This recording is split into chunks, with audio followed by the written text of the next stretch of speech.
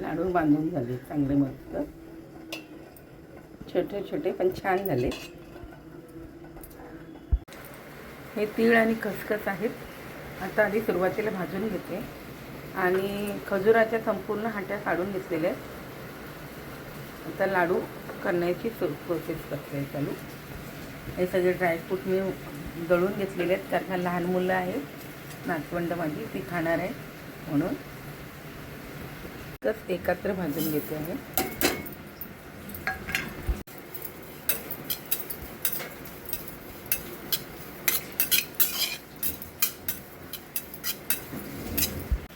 थोडंसं असं गुलाबी कलर आहे। आता हे मी काढते।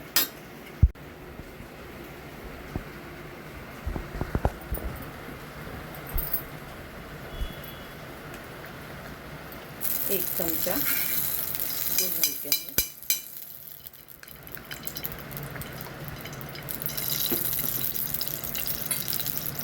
हा खोबऱ्याचे पीस भाजून घेते। खोबरं चांगलं खरपूस भाजून घेतलेलं आहे। तुपामध्ये चांगला गुलाबी कलर आणलाय। काजू पण चांगले असे तुपामध्ये परतून घेतले चांगले व्यवस्थित।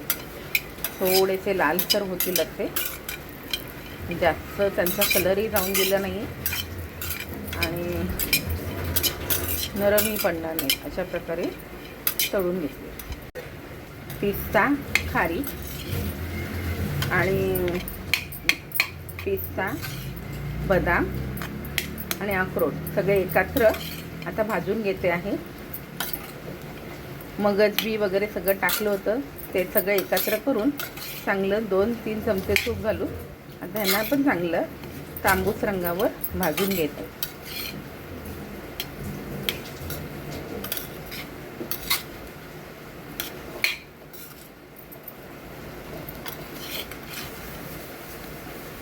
इथे थोडेसे डिंक घेतलेले आहेत। पाऊस छान बाहेर पडतो आहे। थोडंसं डिंकामुळे हाडांना चिकटपणा येतो म्हणून हे डिंक मी तळून टाकत आहे।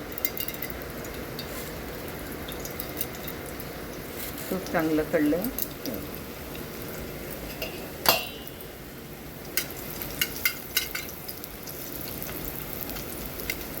आता हे बेदाणे घालते आहे। बेदाणे जास्त घेतले नाही आहे,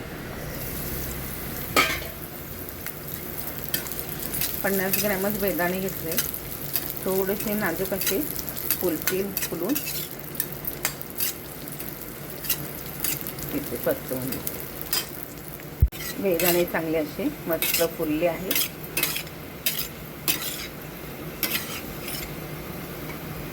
ते मी ड्रायफ्रूटमध्ये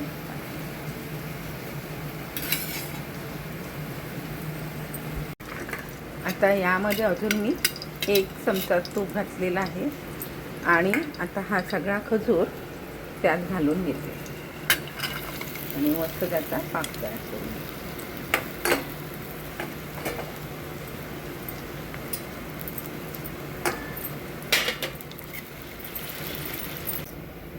हे बघा अशा प्रकारे हे खजूर चांगलं पाक करून घ्यायचं।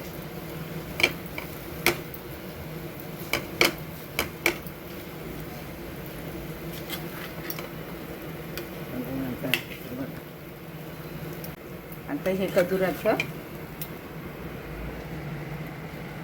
गॅस बंद करून टाकून घेतो।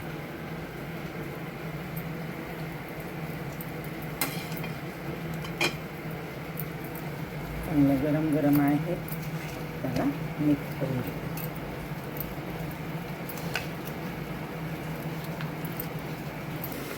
जेणेकरून लाडू तयार होईल आता।